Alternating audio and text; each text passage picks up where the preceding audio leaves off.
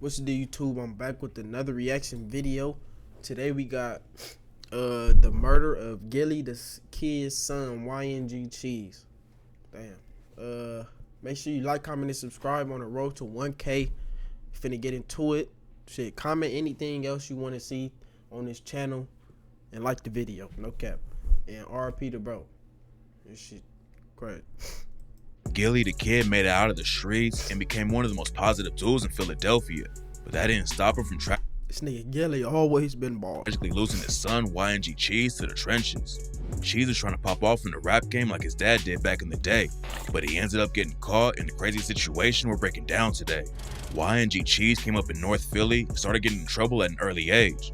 North Philly is a wild place where anything can happen to anyone, and Cheese ended up falling into the trenches like most of the dudes he grew up around.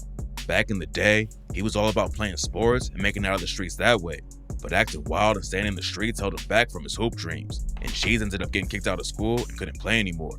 Sports were his main focus in high school, but after it didn't work out, he knew he had to switch lanes and find a different path.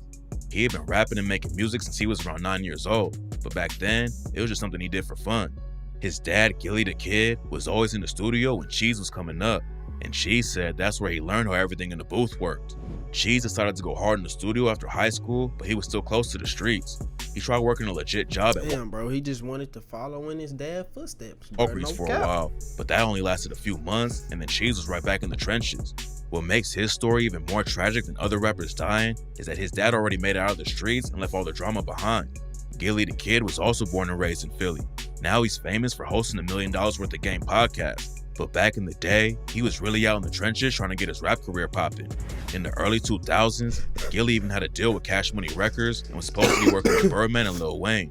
It should have been a massive win, but then the situation fell apart and sparked a beef that's still going on today.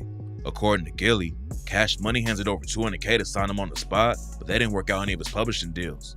He said they just wanted to get him locked into a contract as fast as possible and were trying to play with his money. Gillie said he tried to talk to Wayne about the situation, but Wayne didn't even know how publishing worked.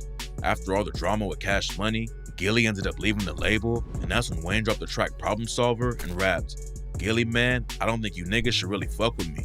The gun off me urgently working and twerking it perfectly. Circle the block, I'm like fuck it. I'm busting them, I'm cussing them. Like fuck them, I buck them, I buck them, I buck them." These niggas was beefing, fool.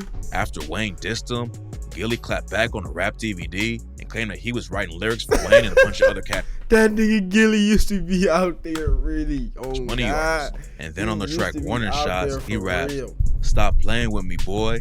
Lil Wayne, for an OG, spank you with the cannon.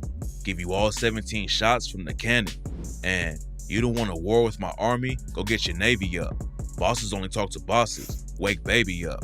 I mean, what you gotta prove to these niggas? You know I put the tool to you, nigga. Whole time around Cash Money, tutor the nigga. I guess that's what coke and ecstasy will do to a nigga." Wayne responded with Live from 504 and took more shots at Gillie with the bar, "See, you can smell that I smoke, and yep, I sit that lean. You hit me with that combination, it make my eyes bleed. I'm a shark in the water, yep, I swim with the big, so I don't have time to deal with Willie the Squid." Gillie's beef with Wayne was getting some shine in the spotlight, but his rap career wasn't really popping off, and he was still active in the streets. Gillie said he was always stripping back then because he had money from the trenches, and that's what almost got him killed back in 2006. Gillie was chilling with some homies in someone else's hood, and someone in the area rolled up and tried to press him for his clothes and jewelry. Gillie wasn't just gonna let it go without a fight though, and he ended up getting shot 3 times. Luckily, he pulled through and made a full recovery, but then a year later, he almost lost his life in another way. Gillie and 4 of his homies got booked for allegedly running a drug ring, and the cops found 89 pounds of weed in a stash house they allegedly owned. Usually when that many dudes get hit with the same crime, at least one of them will flip on his homies to save himself. But Gillie and the rest of the guys kept it solid, and eventually the case was dropped because the cops didn't have enough evidence. At the same time he beat the case, That's how you supposed to do it, bro. You never supposed to talk. They don't ever got evidence, bro. People talking, that's when they, yeah. Gillie scored another huge win. After the news broke, he was signing a deal with Koch Records.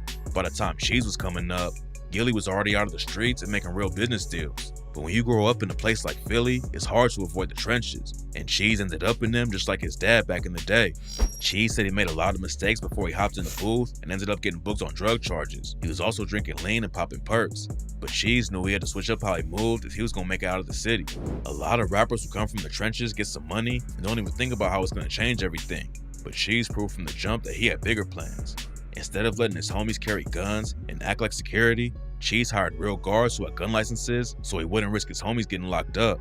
Cheese knew that Philly was a deadly place to stay, and he said he wanted to move to California or Atlanta to get away from all the drama. In an interview, he talked about how much beef and killing was going on in the city, and it's clear that Cheese wasn't trying to stay wrapped up in those situations. He dropped his first project, Born a Star, in 2019 and caught a little buzz in Philly, but his real break came in 2021 when he linked up with his brother Mac for the track Ignored. Mac and Cheese grew up in different houses, but they were always tight and started collabing together in the booth.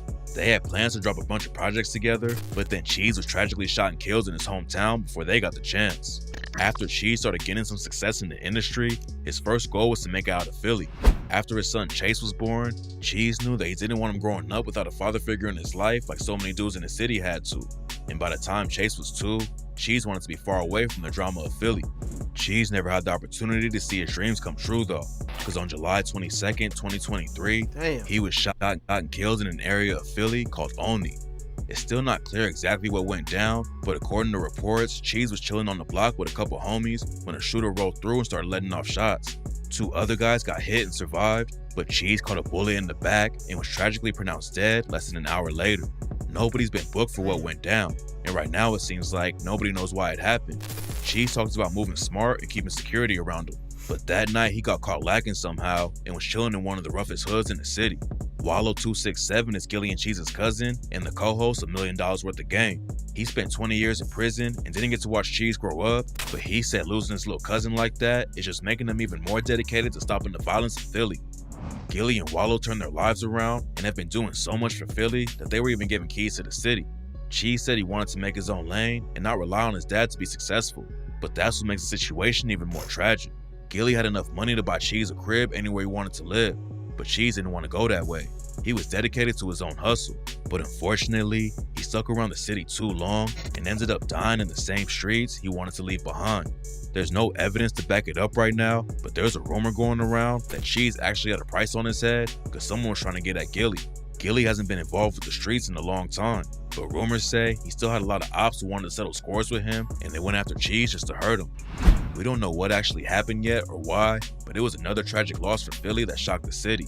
Gillie said it's the hardest thing he's ever had to go through. Hopefully we'll find out more about who was behind Cheese's murder soon and his family will get some closure.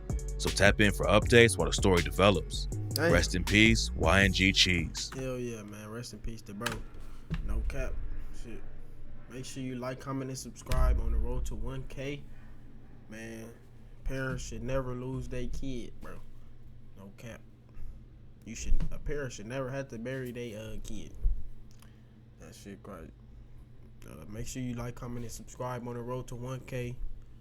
Man, we out here.